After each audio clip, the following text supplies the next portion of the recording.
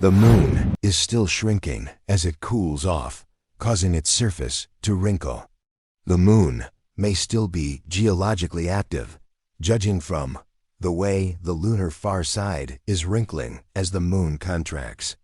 At least that's what planetary scientists who have discovered 266 lunar wrinkle ridges say, as all of these ridges appear to have formed during the past 160 million years in the rare volcanic plains on the lunar far side.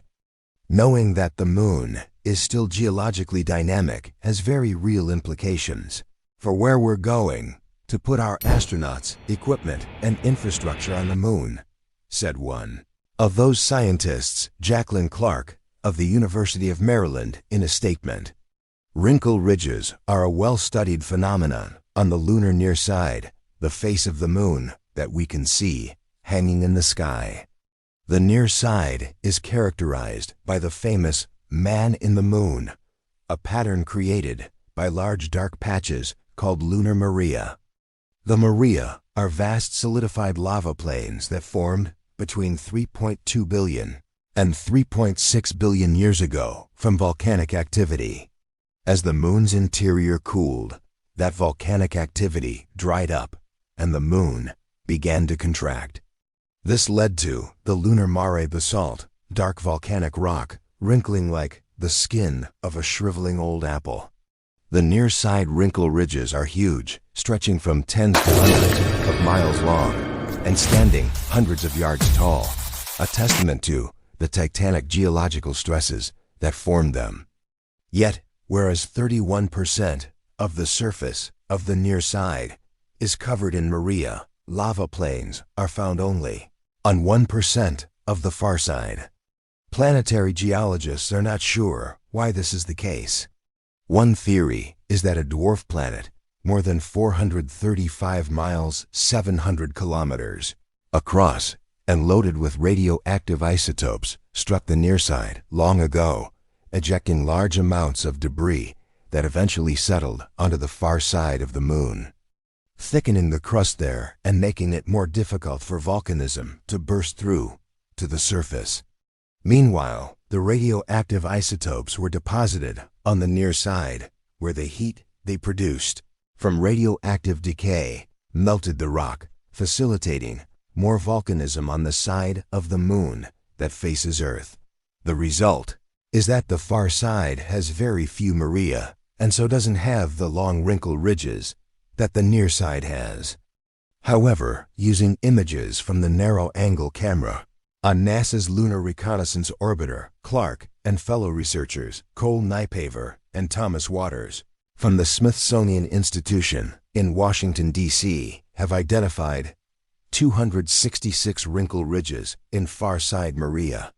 These far-side ridges are all smaller than their near-side counterparts, about 328 feet, 100 meters wide, and about 3,280 feet, 1,000 meters long.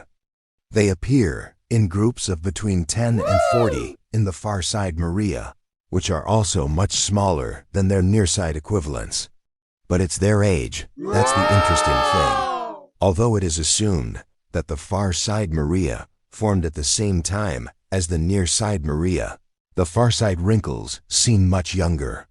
However, you can't just ask features on the moon for their age.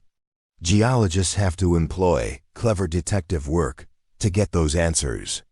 Planetary scientists count craters, for instance, the logic being that older features will be covered in more craters than younger features will, while younger features will overlie or cut across more pre-existing craters than older features do. According to crater counts, the far-side wrinkle ridges are between 84 million and 160 million years old.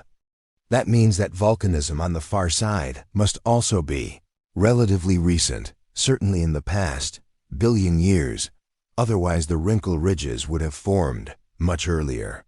Many scientists believe that most of the moon's geological movements happened 2.5, maybe 3 billion years ago, said Clark. But we're seeing that these tectonic landforms have been recently active, in the last billion years and may still be active today. There's supporting evidence that corroborates this startling conclusion.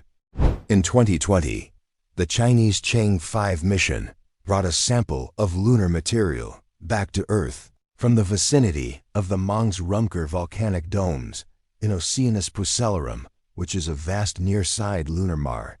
Analysis of the sample found volcanic glass beads in the lunar regolith that have been dated to 123 million years ago, give or take 15 million years. If true, then this geologically recent volcanic and tectonic activity means that the Moon is still contracting as heat slowly leaks out from its interior, and that volcanism might still be happening today. The Moon's contraction could lead to the moonquakes that seismometers placed on the lunar surface by the Apollo astronauts have detected. If moonquakes are severe enough in some parts of the Moon, then they could pose a hazard to human activity on the lunar surface, leading to astronauts having to avoid those locations.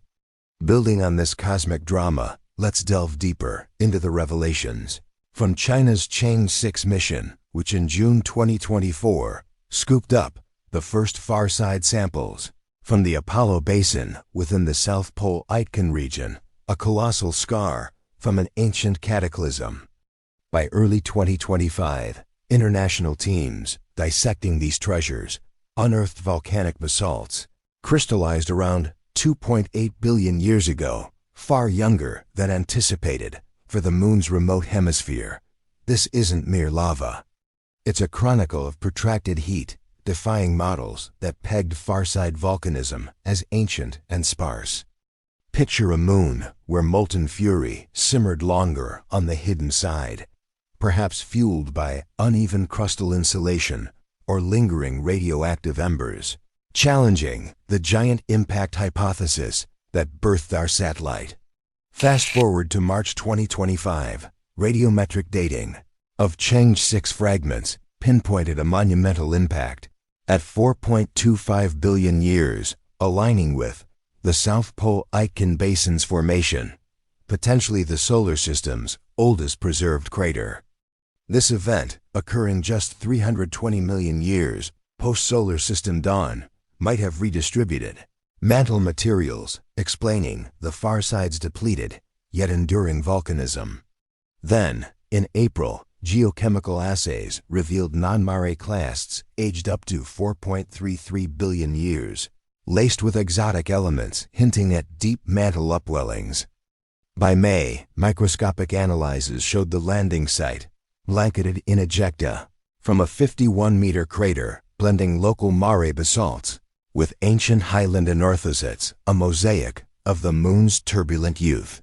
These findings electrify the January 2025 University of Maryland study by Jacqueline Clark and colleagues who mapped those 266 far-side wrinkle ridges as tectonic echoes of this ongoing saga. Dated to under 200 million years old via crater chronology, these features clustered in Petite Maria, like in Genie, and Poincare, signal contractions amplifying moonquakes with implications for Artemis bases. A February analysis tied them to southern polar seismicity, urging site scouts to evade fault zones near Shackleton Crater. Feel the pulse of this shrinking orb. As heat dissipates at a glacial pace, could cryptic vents still burble beneath the regolith? June 2025 petrogenesis studies of Chang'e 6 basalts proposed multi-episode eruptions with low titanium lavas from a heterogeneous mantle, possibly reactivated by tidal stresses from Earth. This isn't dormancy. It's a simmering vitality, beckoning us to probe lava tubes as natural bunkers or resource vaults. Oh, intrepid dreamers, the Moon's wrinkles are invitations to unravel its soul.